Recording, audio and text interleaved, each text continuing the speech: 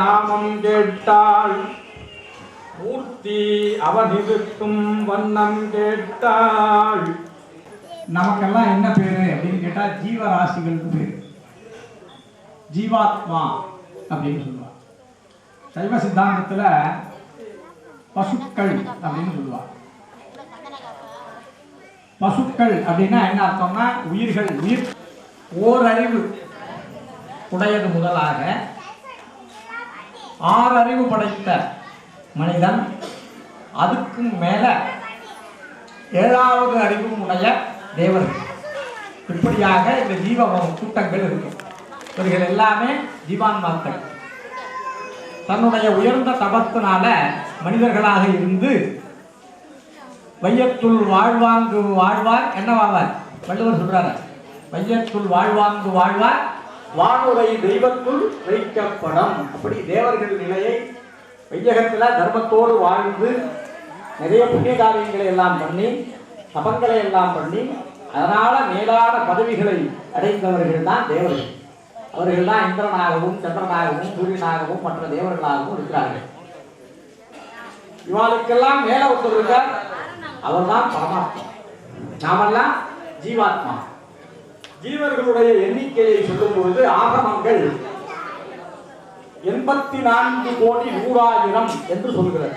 100,000 லட்சம் இல்லையா? 100,000 லட்சம். 84,100,000 அப்படின்னா இத திருஞான சம்பந்தர் தேவாரத்துல அவர் சொல்றார், 84,100,000 யோனி பேதங்கள் ஒரு சேரப்படைத்து அப்படிங்கிற ஆகம வாக்கியத்தை அப்படியே சொல்றாரு. அப்படி இருக்கக்கூடிய நாம எல்லாமே யாரு அப்படின்னா ஜீவாத்மா. இந்த நம்முடைய ஹிந்து மதத்துல நிறைய பிலாசபி இருக்கு, தத்துவம், நிறைய தத்துவங்கள். இந்த தத்துவங்கள்லாம் எதை அடிப்படையாக கொண்டு எழுந்தன அப்படின்னா வேதங்களை அடிப்படையாக கொண்டு எழுந்தன. அந்த வேதங்கள் 4. அவை என்னென்ன? யாராவது குழந்தைகள் சொல்லிட்டு பார்ப்போம். வேத நாள் என்னப்பா? யாராவது சொல்லுங்க பார்ப்போம். குழந்தைகள் யாராவது சொல்லுங்க பார்ப்போம். 4 வேதம் சொல்றாங்களே, என்னென்ன வேதம் யாருக்கா தெரியுமா? சொல்லுங்க பார்ப்போம்.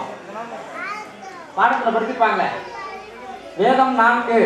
வேதம் 4னும் மெய்ப்பொருளாவது நாதன் நாமம் நமச்சிவாய வேங்கிறார் ஞானசம்பந்தர். இந்த 4 வேதம் என்னென்ன அப்படின்னா ரிக்வேதம், எஜுர்வேதம், சாமவேதம், அதர்வண வேதம். சொல்லுங்க பாப்பா, திரும்ப சொல்லுங்க. ரிக்வேதம், யஜுர்வேதம், சாமவேதம், அதர்வண வேதம். ஏன்னா ஹிந்துக்களாகிய நான் வேத நாடு இருக்குன்னு தெரியுது, அதுக்கு பேரே தெரியாம இருக்கும்.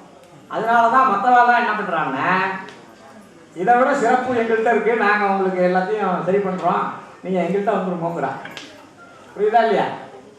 நம்ம வீட்டுல பொன்னாலான விஷயங்களை எல்லாம் வைத்துக் கொண்டு மண்ணாலான மற்ற விஷயங்களை தேடி நம்ம அடைய வைக்கிறாங்க. நாமும் அதை போய் பெருசு நினைச்சிட்டு அங்க போயிடுறோம்.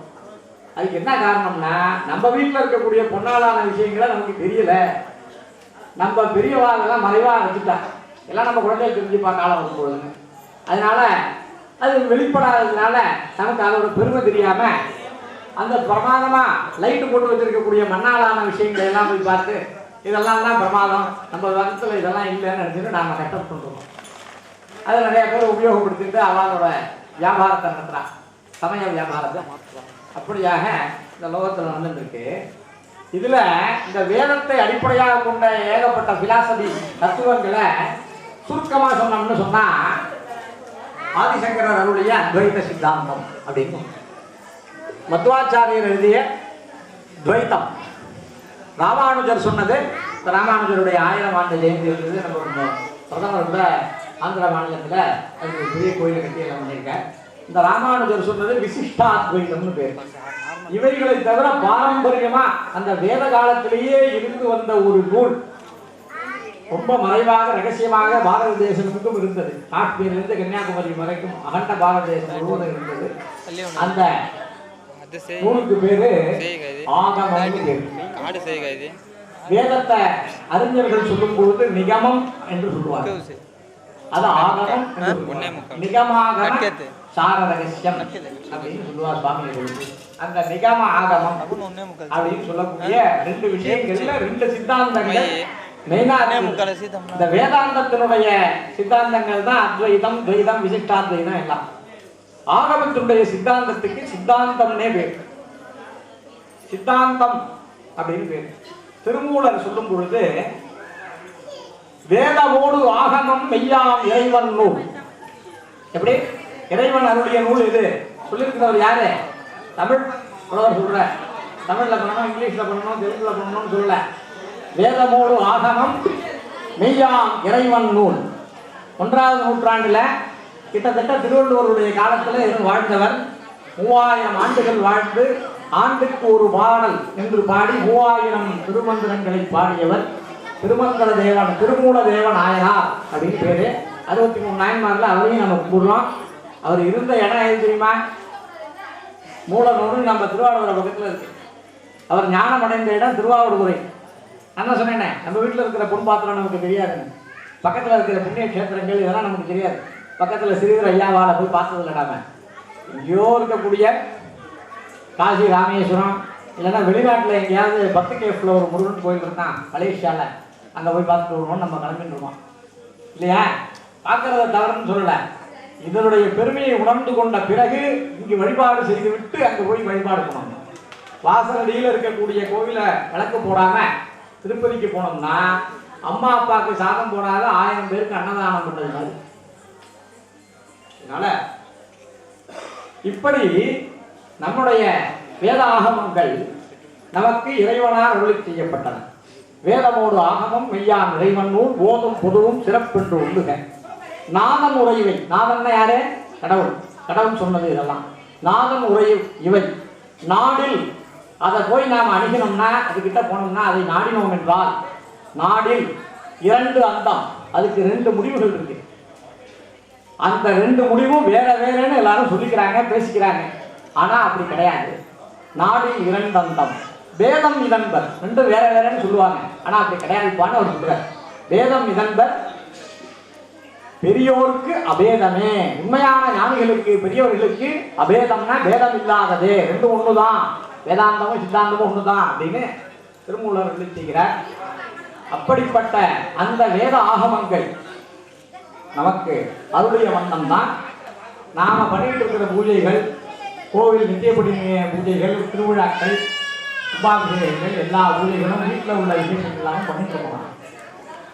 இந்த வேதத்தினுடைய காரணமாக வந்த வேதத்தினுடைய கருத்துக்கள் மூலமாக மனிதர்களை புனிதப்படுத்தக்கூடிய விஷயங்களுக்கு சம்ஸ்காரங்கள் என்று பெயர். இந்த சம்ஸ்காரங்கிறது என்னவோ ஏதோ புதிய வார்த்தையா இருக்கே, ஏதோ அறிவியல் பெயர் மாதிரி இருக்கே அப்படின்னு நினைச்சுக்கோங்க. சம்ஸ்காரம்னா வேற ஒன்றும் கிடையாது. ஒரு மனுஷன் பிறந்த உடனே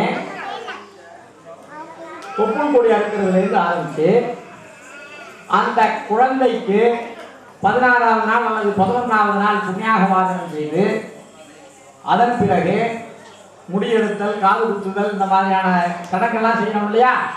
இதுக்கு பேர் தான் சம்ஸ்காரம் பேர்.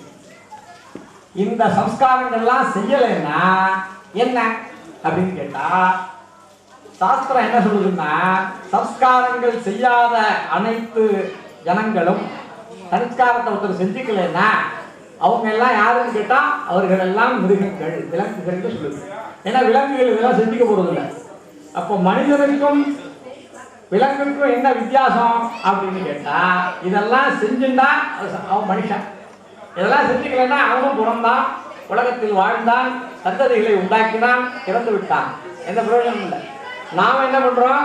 பிறந்ததுலேருந்து ஆரம்பிச்சு நிறைய சம்ஸ்காரங்களை எல்லாம் பண்ணி இறைவனோடு நம்மை தொடர்ந்து ஒன்றிணைத்துக் கொண்டே வருகிறோம், தொடர்பு ஏற்படுத்தி கொண்டே வருகிறோம். அதுக்குதான் இந்த சம்ஸ்காரங்கள் எல்லாம். அப்படி உள்ள சம்ஸ்காரங்கள்ல ஒரு சம்ஸ்காரம் தான் இந்த கல்யாணம். வீட்டில் நடக்கிற, கோயிலில் நடக்கிற கல்யாணம் மட்டும் புனிதமானது அல்ல, நம்ம வீட்டில் நடக்கிற கல்யாணமும் மிக புனிதமானதுதான். இல்லறம் அல்லாதது நல்லறம் அல்ல, இல்லறமே உயர்ந்தாரம். அன்பும் மரணம் உடைத்தாயின் வாழ்க்கை, பண்பும் பயனும் அது இல்லை. அதனால அன்பும், உலகத்தில் இருக்கக்கூடிய எல்லா ஜீவர்களிடத்திலும் அன்பு இருக்க வேண்டும். யாரு வள்ளலார் சொன்னார் இல்லையா, வாடிய பயிரை கண்ட போதெல்லாம் மனம் மாறுகிறேன். அது மாதிரி எல்லாத்தையும் நமக்கு அன்பு இருக்கணும், எல்லா ஜீவராசிகள்கிட்டையும் அன்பு இருக்கணும். அது மாதிரி ஒரு அன்பும், அரண் அப்படின்னா தர்மம், நமக்குன்னு உள்ள தர்மத்தை நாம கடைபிடிக்கணும். இது ரெண்டுத்தையும் செய்து நீ வாழ்ந்த இல்வாழ்க்கை தான் வாழ்க்கை. அது இல்லைன்னா அது பிரயோஜனம் இல்லாத வாழ்க்கைன்னு சொல்றாரு. அதனால இதெல்லாம் வேதம்னு சொல்லுவார். திருவள்ளுவர் தேவ மாலைன்னு ஒன்று இருக்கு. அதை சங்க கால புலவர்கள்லாம் சேர்த்து பாடியிருக்காங்க.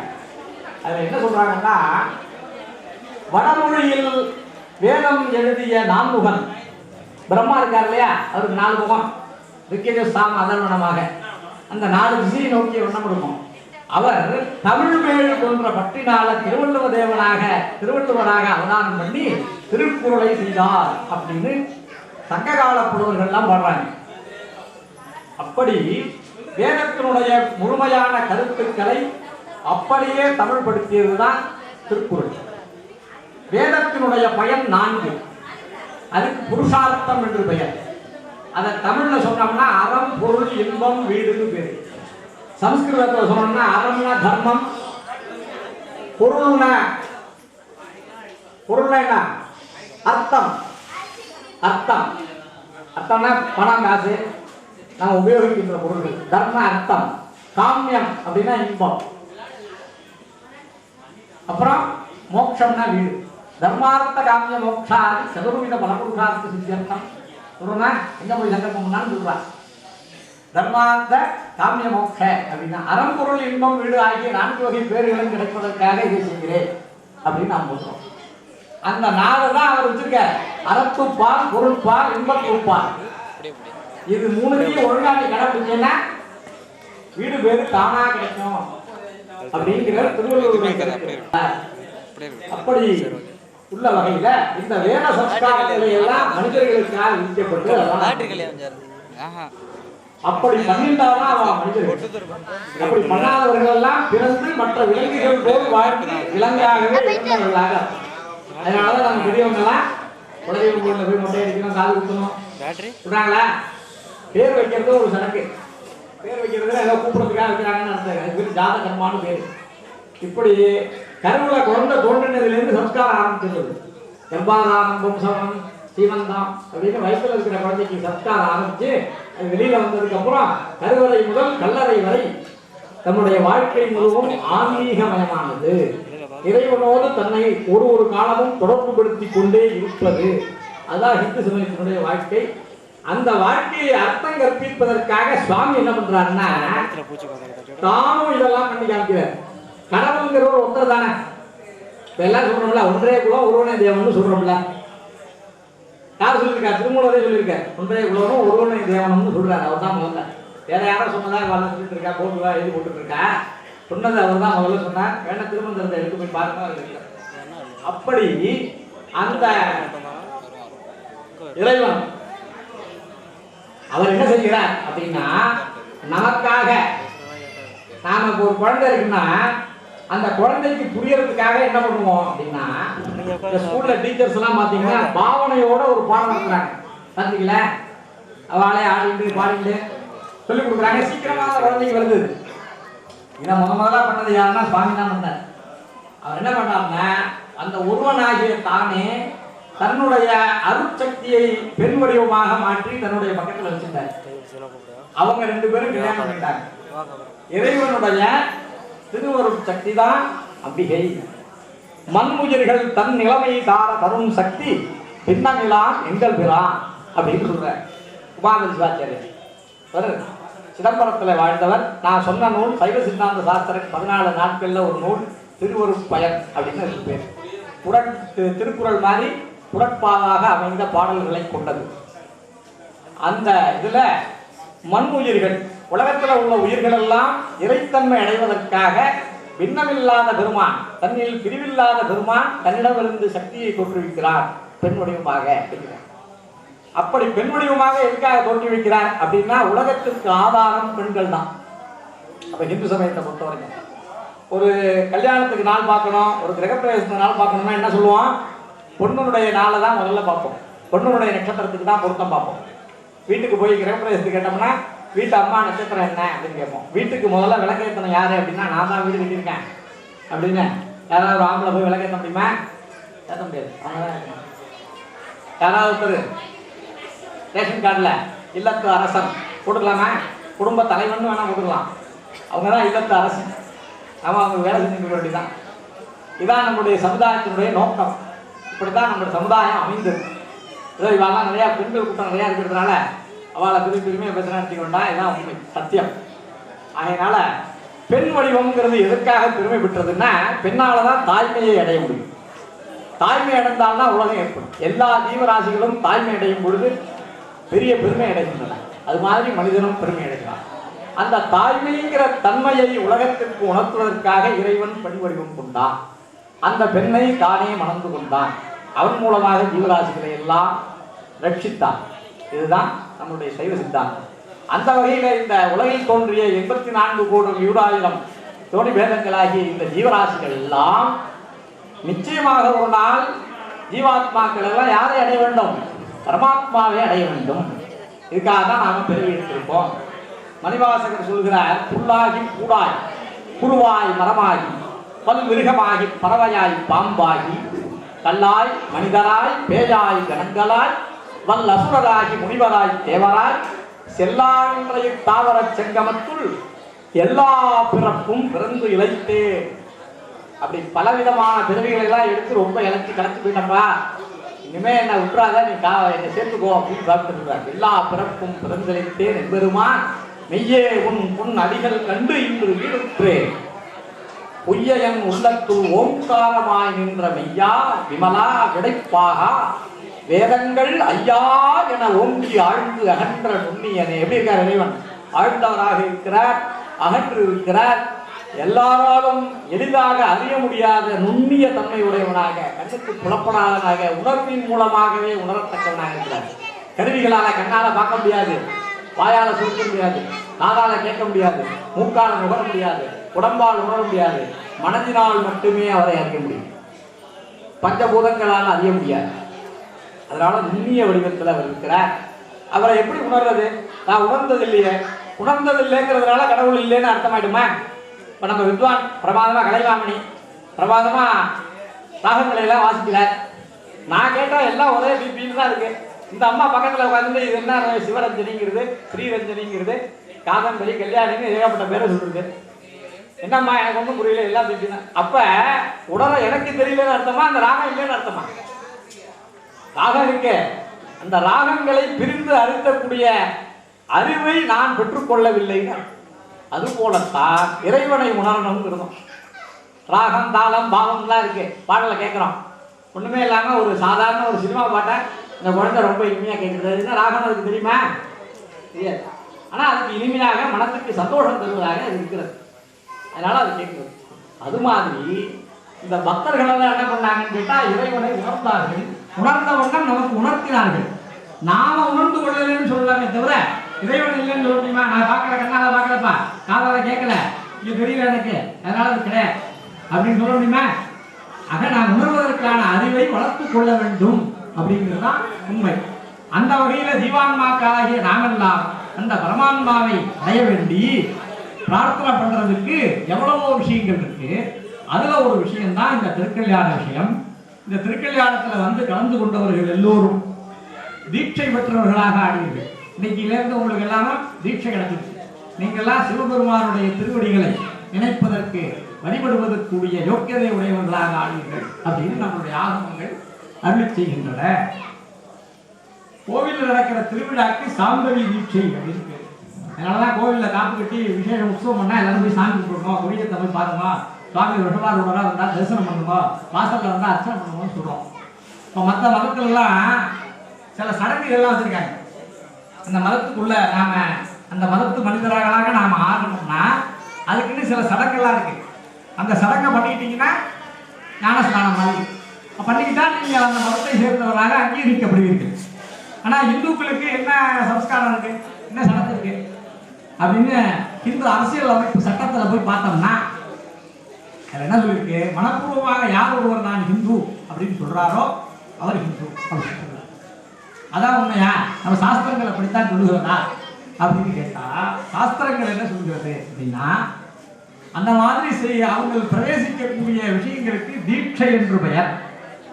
அது மாதிரி தீட்சையை செய்து கொள்வதற்கு பல வகையான மரபுகள் வழிகள் நம்முடைய முன்னோர்களால் நமக்கு சொல்லப்பட்டிருக்கு. அதுக்கு சைவ தீட்சை, சாக்த தீட்சை, இந்த மாதிரி நிறையா தாந்திரிக தீட்சை இப்படிலாம். வைதீக தீட்சைகளுக்கு பேர் தான் தீட்சைன்னா கண்ணுன்னு அர்த்தம். தீட்சணம் அப்படிங்கிற தீட்சணமான பார்வை அப்படின்னா கூர்மையான பார்வை இருக்குன்னு அர்த்தம் இல்லையா? தீட்சணம்னா கண்ணு பார்வை அப்படின்னு அர்த்தம். அதனால நமக்கு உபநயனம்னு ஒன்று வச்சிருக்கா சம்ஸ்காரம். நயனம்னாலும் கண்ணுன்னு அர்த்தம். அதனால அந்த வைதிக வரவை சேர்ந்தவர்கள் என்ன பண்றோம்னா உபநயனம் பண்ணிக்கிறோம். அதில் இல்லாதவர்கள் எல்லாம் தீட்சை பண்ணிக்கிறோம். இது மாதிரி நமக்கு தீட்சையும் பண்ணிக்க முடியாதவர்களாக நாங்கள் இருக்கோம். இதெல்லாம் பற்றி எங்களுக்கு தெரியவே இல்லை, நாங்கள் எப்படிப்பா பண்ணிக்கிறது அப்படின்னு நம்ம கேட்கக்கூடாது அப்படிங்கிறதுக்காக பால்வினைந்தூட்டும் தாயினும் சாலப்பரியல் அப்படின்னு மாணிக்கவாசகர் சொல்றார். இறைவனை சொல்லும் பொழுது பாலூட்டும் தாளப்பரியல்னு சொல்லலை, பால் நினைந்தூட்டும்னு சொல்றார். அந்த நினைந்துங்கிறத ஒரு அண்டர்லைன் பண்ணிக்கலாம். என்ன அர்த்தம் அப்படின்னா, அம்மா என்ன பண்ணுவாங்களாம், இன்னும் கொஞ்ச நாளையில குழந்தைக்கு பசிக்கும்னு சொல்லிட்டு அதுக்கு முன்னாடியே பாலை பக்குவமாக ஆற்றி கரைச்சி பாட்டில் ஊற்றி வச்சுருவாங்க. இல்லைன்னா பால் கொடுத்து ஆரம்பிச்சுருவாங்க குழந்தைக்கு எடுத்து. ஏன்னா இன்னும் கொஞ்சம் நாளையில் அந்த குழந்தைக்கு பசி வந்துடும், அப்புறம் அழும். அழறதுக்கு முன்னாடியே அந்த பாலை கொடுக்கணும் அப்படின்னு சொல்லி பால் ஊட்டுவார்களாம். அது மாதிரி பால் பசிக்கும் குழந்தைக்கு பால் ஊட்டுற நேரம் வந்து விட்டது அப்படிங்கிறத நினைத்து பால் கொடுக்கிறது மாதிரி பால் நினைந்தூட்டும் தாயினும் அம்மாவை விட சாலப்பறிந்து இறைவன் நமக்கு அனுகிரகம் பண்றார். அதனாலதான் அம்மையே அப்பா ஒப்பிலாமணின்னு பண்ணார். அப்படி அந்த இறைவன் நமக்கு அனுகிரகம் பண்றதுக்காக என்ன பண்ணார்னா, கோவில்ல இந்த மாதிரி யாகங்கள், இந்த மாதிரி பூஜைகள், கும்பாபிஷேகங்கள், இந்த மாதிரி கல்யாண மகோத்சவங்கள் இதெல்லாம் நடக்கும் பொழுது நாம் போய் அங்கே கலந்துட்டோம்னா போதும், நமக்கு அந்த தீட்சை பலன் கிடைச்சிடும். நமக்கு மட்டும் கிடைக்குமா அப்படின்னா, நமக்கு மட்டும் இல்லை, இங்க தெரியாம கண்ணுக்கு தெரியாம எவ்வளோ பேர் இருக்கா. தேவர்கள், முனிவர்கள், சித்தர்கள்லாம் இருக்கா. ஒரு கோயில் இருக்குன்னா அவ்வளோ பேர் அங்கே இருக்கா. பல கண்ணால் பார்க்க முடியாது, உணர்ந்துதான் பார்க்க முடியும். அந்த நம்மளுடைய ஆன்மீக தன்மைக்கு தகுந்தது மாதிரி அவளுடைய ரூபத்தை அரூபமாக நாம் தரிசிக்க முடியும். அதே மாதிரி நாம் இங்கே ஊரில் ஏகப்பட்ட மிருகங்கள், ஓரறிவு உடைய சின்ன சின்ன மிருகங்கள்லேருந்து பெரிய மிருகங்கள், 4 கால் பிராணிகள், 2 கால் பிராணிகள்லாம் நிறையா இருக்குது. இந்த மிருகங்களுக்கெல்லாம் கூட இந்த பலன் போய் சேர்கிறது நம்மளுடைய யாகம் இருக்குது. சர்வே ஜனாகா சுக்கினோ பவந்துன்னு ஒரு பாடலையும் சொல்லுவாங்க, கேட்டுருக்கீங்க. ஒரு விஷயம் சொல்லுவாங்க, ஜனான்னா ஜனங்களுக்கெல்லாம் சுகம் ஏற்படட்டும்னு மட்டும் அர்த்தம் கிடையாது. ஜனங்கிற சட்டத்துக்கு என்ன அர்த்தம்னா, பிறப்பு எடுத்தவை ஜனனமானவை எல்லாம் ஜனம். உலகத்துல ஜனனம் ஆயிட்டதுனாலே அது ஜனம்னு பேரு. அந்த ஜனனமான பிறப்பெடுத்த எல்லா பிறவிகளும் சுகமாக இருக்கட்டும்னு பிரார்த்தனை பண்றாங்க. வெறும் மனுஷன் மட்டும் சுகமா இருக்கணும்னு பிரார்த்தனை பண்றது நாங்க. இந்தியாவில் இருக்கிறவங்க மட்டும் சுதந்திரமா இருக்கட்டும், இல்லை என் மதத்தை சேர்ந்தவன், என் சமூகத்தை சேர்ந்தவன், இல்லை இந்தியாவில் உள்ளவன், இல்லை ஆசியாவில் உள்ளவன்லாம் நாங்கள் சொல்றது இல்லை. சர்வேகனாக இந்த அண்ட சண்டாச்சரங்கள்ல எங்க ஜீவராசிகள் கண்ணுக்கு தெரிஞ்சு தெரியாம இருந்தாலும், எந்த கோள்கள்ல இருந்தாலும், அந்த பிறப்பெடுத்த அனைத்து ஜீவராசிகளும் சுகமாக இருக்கட்டும். பூமியில மட்டும் இல்லை, எல்லா கோள்கள்லையும் சுகமா இருக்கட்டும் பிரார்த்தனை பண்றதுதான் நம்மளுடைய உண்மையான பிரார்த்தனை. அது மாதிரி நாம பண்றோம். இப்ப இந்த ஜீவாத்மா அந்த பரமாத்மாவை அடைவதற்கு இந்த திருக்கல்யாணம் இங்கே நடைபெறுகிறது. இந்த உலகத்துல பிறவி எடுத்த ஆண் பெண் எல்லாருமே ஜீவான்மாக்கள் தான், பெண்ணை போலதான். எப்படி ஒரு பெண் பிறந்து ஒரு வீட்டிலே வளர்ந்து இன்னொரு வீட்டிலே வாக்கப்பட்டு அந்த வீட்டில் தன்னுடைய குலம், கோத்திரம், குலதெய்வம் எல்லாத்தையும் மாற்றிக்கிட்டு அந்த வீட்டுக்கு போறாங்களோ, அதுபோல இந்த உலகத்தில் பிறந்த பிறவி எடுத்த எல்லா ஜீவராசிகளும் ஒரு நாள் நம்முடைய ஜீவாத்மாங்கிற இந்த பேரை விட்டு பரமாத்மாவோடு ஐக்கியமாக வேண்டும், இறைவனோடு இரண்டரை கலக்க வேண்டும் அப்படிங்கிற ஒரு தன்மையை தான் இந்த திருக்கல்யாணம் நமக்கு உணர்த்துகிறது. அதுக்கு ஒரு பாடல், முன்னை அவனுடைய நாமம் கேட்டால் மூர்த்தி அவன் இருக்கும் வண்ணம் கேட்டால், பின்னை அவனுடைய ஆரூர் கேட்டால் பெயர்த்தும் அவர்க்கே உச்சியானால், அன்னையையும் அத்தனையும் அன்றே நீத்தால் அகன்றால் அகலிடத்தால் ஆசாரத்தை தன்னை மறந்தால் தன் நாமம் கெட்டால் தலைப்பட்டால் நங்கை தலைவன் தாளே. இதுக்கு என்ன அர்த்தம்னா, ஒரு பெண் இருந்தா அந்த பெண்ணிட்ட வந்து உனக்கு பொண்ணு பார்த்துருக்க, மாப்பிள்ளை பார்த்துருக்கேன்ப்பா, அவர் பேர் என்ன, இந்த ஊருக்காரரு, அவனுடைய நாமம் கேட்டார், பேரை சொன்னோம்.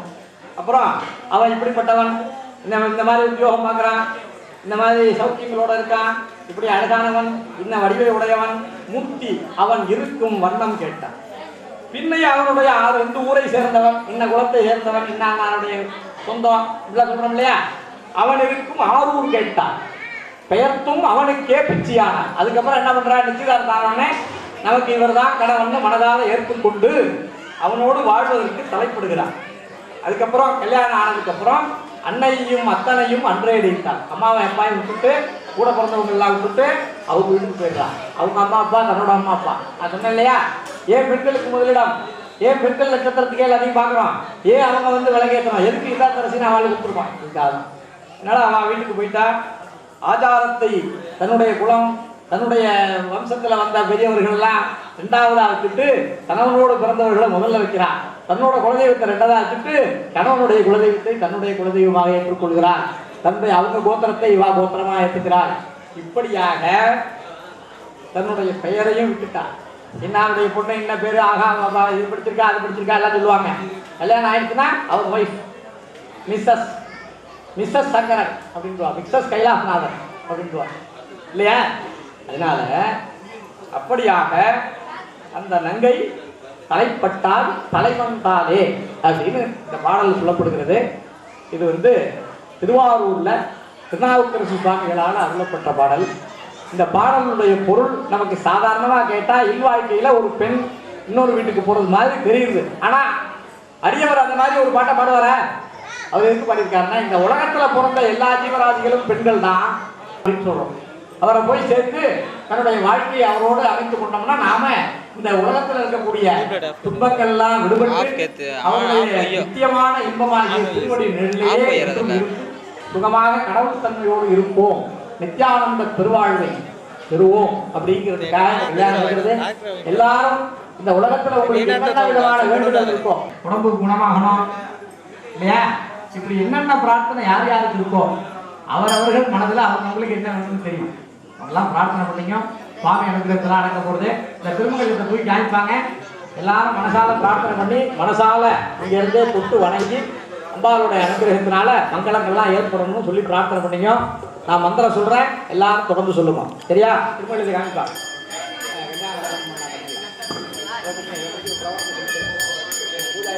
திருமங்கல்ய பூஜை நடக்கிறது. ராஜ்யவாணி. ஓம் ஹிரண்யவர்ணாம் பரிணேம் சுவர்ணரஜதஸ்மதா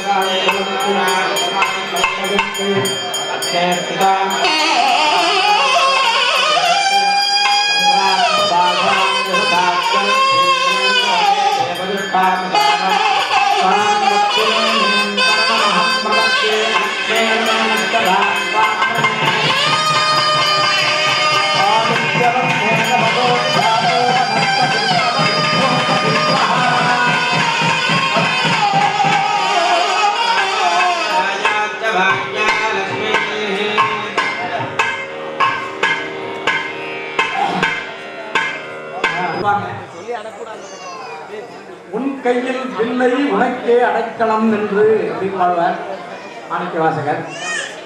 அதே மாதிரி தன் உனக்கு தர்மத்திற்கு துணையாக இருப்பாள்னு சொல்றார். இது மாதிரி பற்றினான் பற்றில்லார்க்கே வீடருள் பரமயோகி திருவிளையாடல் பாடத்தில் சொல்றார்.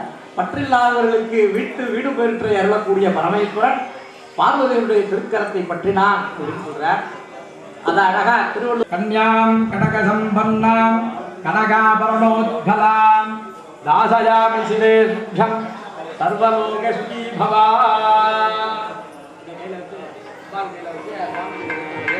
ஹர ஹர நம பார்வதி பதவே.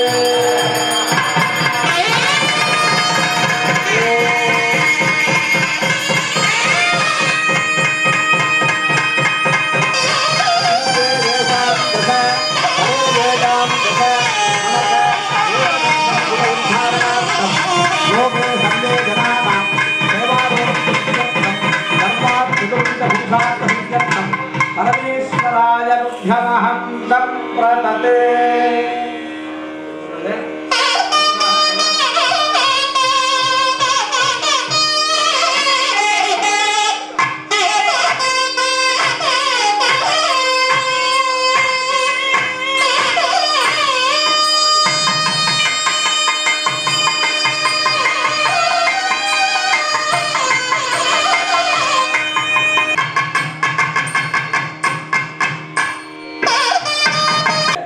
சம்பிரதாயம் கன்யாதானம் அப்படிங்கிறதுனால அதுக்கு பராசக்தி பராசக்தி பராத்பரசக்தி த்ரயாரிஷேஜ பிரவராந்திதாம் பராசக்தி ஆதிகோத்ரோத்பவாம் பூராதி சப்தலோகானாம் வைகுண்டநகரஸ்ய பரிவர்த்தமான கைலாச சமுத்திர பரிவாச பிரம்மவிட்டுவாதீனாம் அதிஜகன்ய ஜனக்யாஹ சூர்யமண்டலாந்தவர்த்தமான வேதவேத்யந்த பரஞ்சோதி சர்மணः ஞப்த்ரீம் பராசக்தி கோத்ரோத்பவாய சகலலோகைக நிவாசிபிः சனகாதி தேவ ரிஷிபிः பிரம்ம ரிஷிபிः சேவ்யமான சரஸ்வதி ரமணீ ரமண சதுர்முக சர்மண பௌத்ரீம் பராசக்தி கோத்ரோத்பவாய गंधमानादि अट्टकुल पर्वतानां अधीश्वरस्य श्रीमन् मेनका रावणी रमणीय रमण विग्रहस्य हिमवत् सर्वण पुत्रीं पराशक्ति गोत्रोद्भवां सकललोक धात्रीं धायिनीं सकललोक सौभाग्य प्रदायिनीं सकललोक जननीं गिरिजां श्री कामाक्षी अंबिका नाम्नीं इमां कन्यां किति में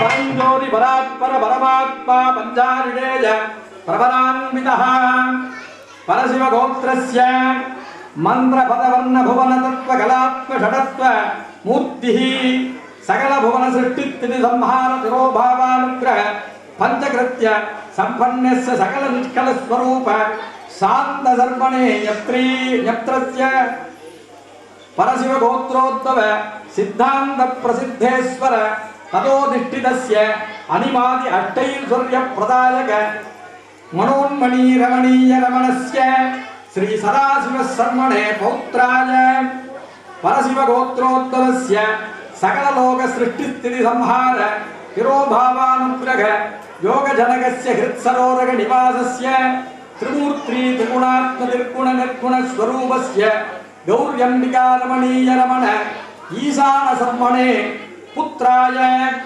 परमेश्वर गोत्रोद्भवाय सकल लोक संरक्षण विलक्षण दुरंदर भक्त वात्सल्य दय सकल लोकाधिपत्य प्रदायक श्री कैलासनाथ परमेश्वर वराज वराज परमेश्वराज ओम अनंताय तुभ्यं कन्यां लक्षण संयुतां कनकाभरणैर्युक्तां दास्यामि च संभवे तुभ्यं शिवलोके तु संभाव्य सर्वलोक सुखीशयां धन्यां हेमवतीं कन्यां हिमवत्पुत्ररूपिणीं गौरीं सौरीं मनोधारीं आर्द्रादा कमलप्रियां सर्वेश्वरीं जगन्मात्रं नमस्तुत्यै माहिवै पानिपत्ये उमायास्तु पानिपत्मे च शङ्करे येन पाणि गृहाणार्थं ममानुग्रह हेतवे शिवाय परमेश्वराय नमः समर्प्य सकल वाक्यम पण्றது मांगल्यदानं हर हर नमः पार्वती पतये नमः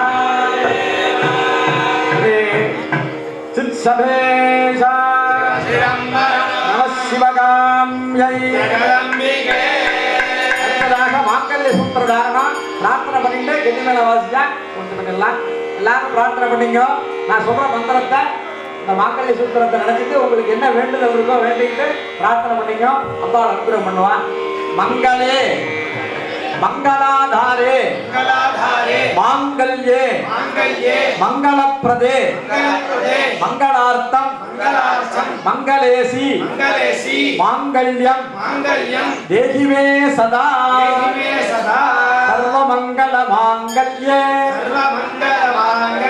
शिवे सर्वार्थ सर्वार्थसाधिके शरण्ये त्र्यंबके गौरी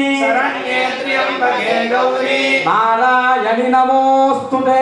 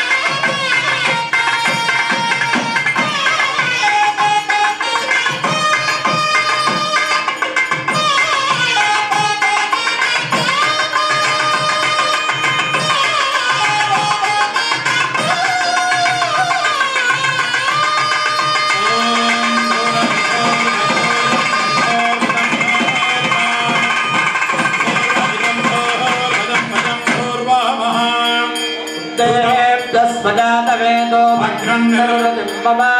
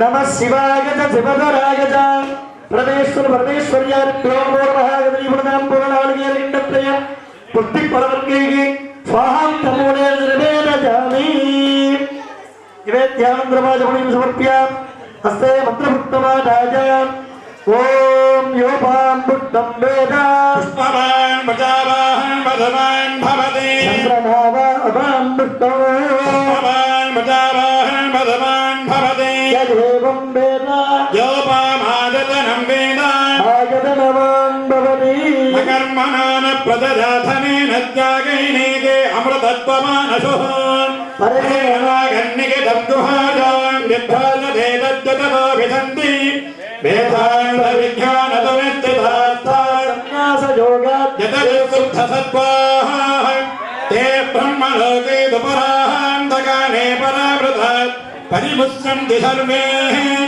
चक्रं विभावं परमेः स्वबोधं यत्पुण्डरीकम् तत्रापि चक्रं हकरं विशो हस्तस्मिनिकगन्धस्तदुपाधि सत्यम् वेदारोश्वर प्रोक्तो वेदान्तेज प्रतिष्ठितः तस्य प्रकटनेनस्य तत्परस्य महेश्वरः गौरीविनायक சங்கடம் பண்ணக்கூடிய பரமேஸ்வரனுடைய கல்யாண உற்சவத்தில் புனிதம் மெய்ப்பணம்னு சொல்லுவாங்க.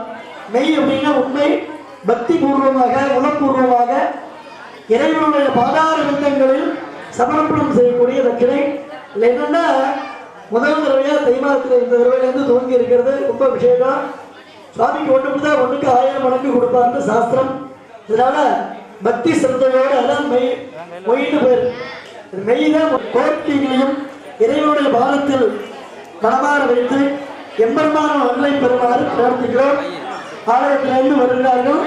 யதாசக்தி தட்சிணை எல்லாம் வைத்து இறைவனுடைய அனுகிரகத்தை பெறுமாறு எல்லாம் உள்ள இறை கமிட்டியின் சார்பாக கேட்டுக் கொள்கிறோம்.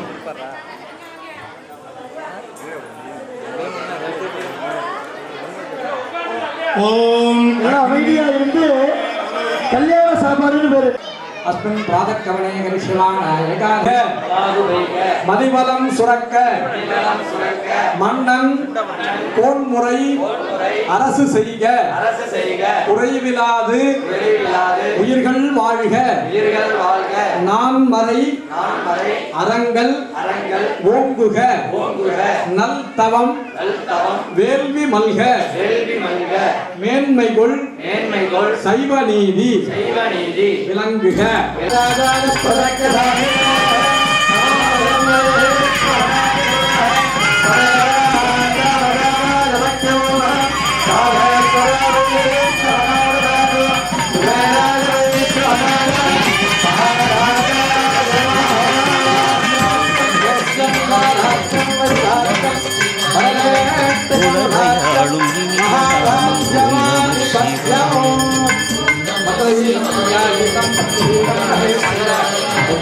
உணர்வையாளும் இதய கீதம் ஓம் நம சிவாய.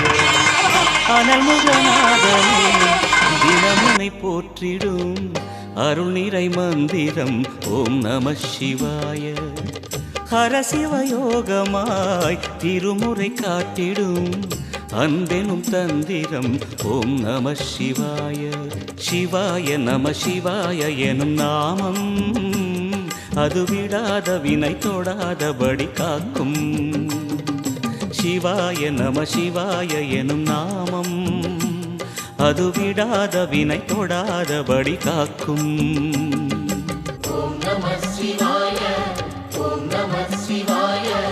உலகையாளும் இனிய நாமம் ஓம் நம சிவாய.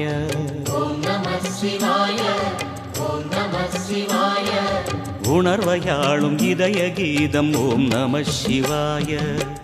அனல்முகநாதனே தினமுனை போற்றிடும் அருள் நிறை மந்திரம் ஓம் நம சிவாய.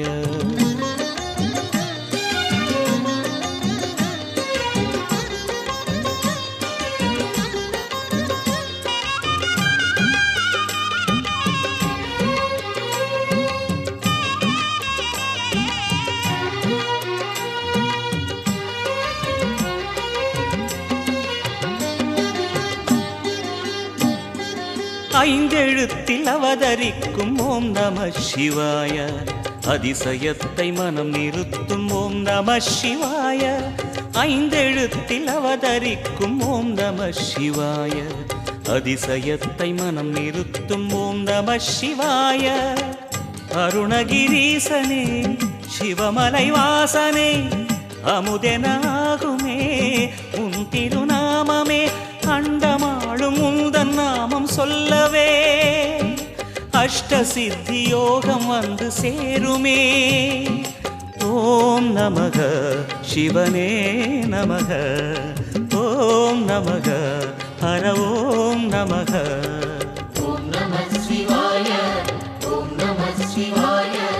உலகையாளும் இனிய நாமம் ஓம் நம சிவாய.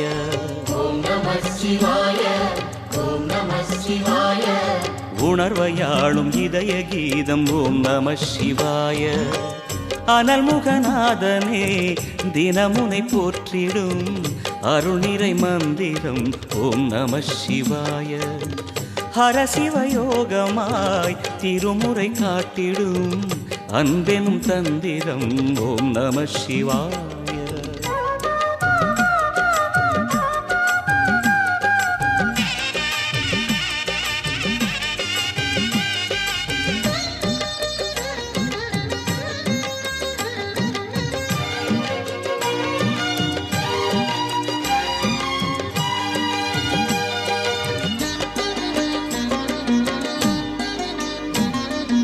எந்த துன்பம் வந்த போதும் ஓம் நம சிவாய என்று சொல்ல துயரம் போக்கும் ஓம் நம சிவாய.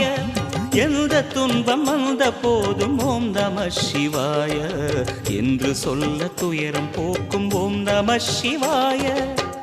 மந்திர கீதமாய் வந்தொலி செய்யுமே மாமலை புன்னையும் உருகிடச் செய்யுமே.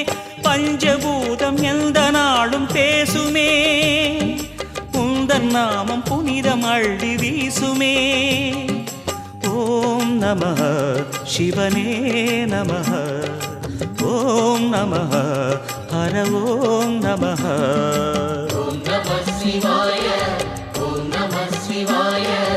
உலகையாளும் இனிய நாமம் ஓம் நம சிவாய.